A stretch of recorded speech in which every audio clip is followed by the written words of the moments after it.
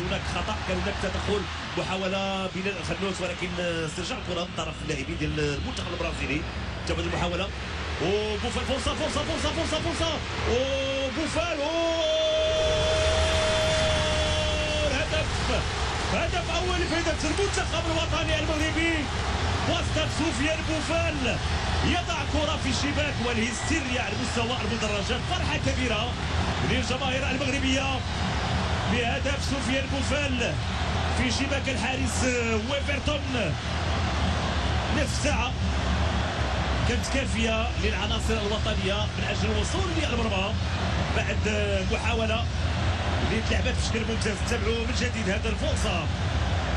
حكيم زياش خطا الكرة بشكل ممتاز، انطلاقة، كان تمريرة، كان خطأ على مستوى التمرير بلال الخنوس، ثم استرجاع الكرة. لاحظوا المناطق ديال المنتخب البرازيلي، تمريره ممتازه، ثم خطات الكره لسفيان بوفال. مازال ما نقص وضع الكره بهذا الشكل وبهذه الطريقه وبهذه الجماليه، واللي خلى ما كاين اي رده فعل لويفرتون. تابع هذه المحاوله، سفيان بوفال يضع الكره في الشباك، وفرحه كبيره للاعبي المنتخب الوطني المغربي. تابعوا من جديد سفيان بوفال خطا الكره بشكل ممتاز، ولانه كان عاطي الحارس المرمى بالصدر بالظهر عفوا، فما تمكنش ويفرتون من ابعاد الكره.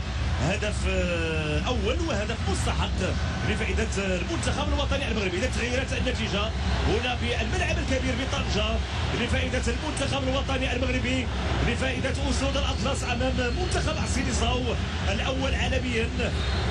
فرحه كبيره للصغار وللكبار في هذه الامسيه الرمضانيه. اذا 1-0 لفائده المنتخب الوطني المغربي. اعتقد انه غادي ننتظروا كذلك رده فعل ديال المنتخب البرازيلي في الوقت اللي العناصر الوطنيه الان غادي تاخذ الثقه الكبيره والامكان